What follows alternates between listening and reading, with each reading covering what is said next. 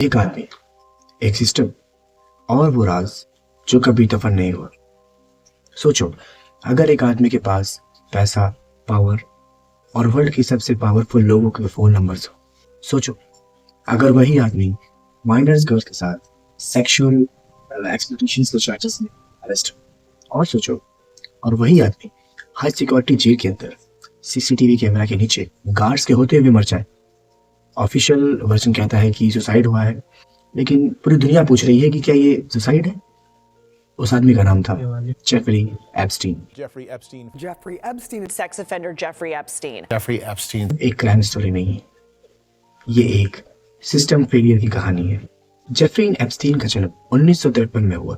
ना कोई बड़ा फैमिली बैकग्राउंड, कोई एक्स्ट्रा ऑर्डिनरी थी, लेकिन एक चीज थी, लोगों को मैनिपुलेट करने की एबिलिटी।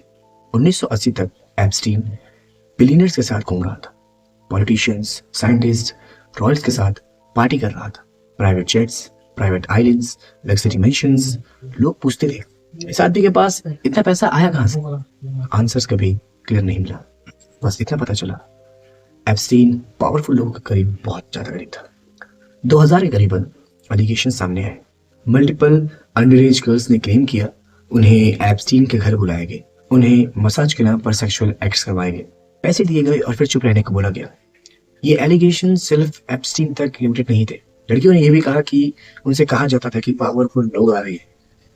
कोर्ट डॉक्यूमेंट में वर्ड्स लिखे हुए थे, सेक्स ट्रैफिकिंग ऑफ माइनर्स। 2008 में एप्स्टीन अरेस्ट हो गए, लेकिन जो हुआ वो शॉकिंग था। एप्स्टीन को क्या मिला? सिर्फ 13 महीनों की जेल, दिन में 12 घंटे बाहर जाने की परमिशन और फेडरल चार्जर से प्रोटेक्शन। इस डील को कहा गया स्वीट हार्ट डील। पब्लिक सवाल कर रही थी, एक आम आदमी होता तो क्या ये पॉसिबल होता? बिल्कुल नहीं। आंसर सबको पता था। 2019 में एप्स्टीन फिर से अरेस्ट हुए। इस बार फेडरल चार्जेस थे। मीडिया एक्सप्लोर हो चुकी थी, पब्लिक प्रेशर बहुत हाई था। लोग कह रहे थे इस बार ये नहीं बचेगा। एप्स्टीन को रखा गया एक बहुत ही खतरनाक जेल में, जहां से भाग पाना बिल्कुल नामुमकिन ही था। 10 अगस्त 1919 ऑफिशियल रिपोर्ट, एप्स्टीन अपनी सेल में डेड मिला, कॉज सुसाइड बाय हैंगिंग। लेकिन क्वेश्चन शुरू हो गए। सीसीटीवी कैमरा काम नहीं कर रहे थे, गार्ड सो रहे थे, सेलमेट्स उस वक्त सेल में नहीं थे। ऑटोस्पाई रिपोर्ट्स में कॉन्ट्रडिक्शंस। इंटरनेट एक ही लाइन बोल रहा था, एप्स्टीन डिडंट किल हिमसेल्फ। कुछ सालों के बाद कोर्ट ने कुछ डॉक्यूमेंट्स अनसील की। उनमें फ्लाइट लॉग्स और विटनेस स्टेटमेंट्स, डिपोजिशंस। नेम्स का होना गिल्ट नहीं होता। बहुत लोगों पर एक्यूजेशंस है, लेकिन कन्विक्शंस नहीं। इसलिए सच और स्पेकुलेशंस को अलग रखना जरूरी है। लेकिन एक बात क्लियर है, एप्स्टीन अकेला नहीं था, उसके साथ बहुत बड़े बड़े लोगों का नाम शामिल था, जिसके बारे में आज मीडिया देश भर में बात कर रही है।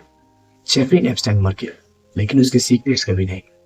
ये कहानी एक आदमी की नहीं, ये कहानी है पावर के मिसयूज, जस्टिस सिस्टम के लूपहोल्स की, और उन आवाजों की जो शायद कभी सुन ही नहीं गई।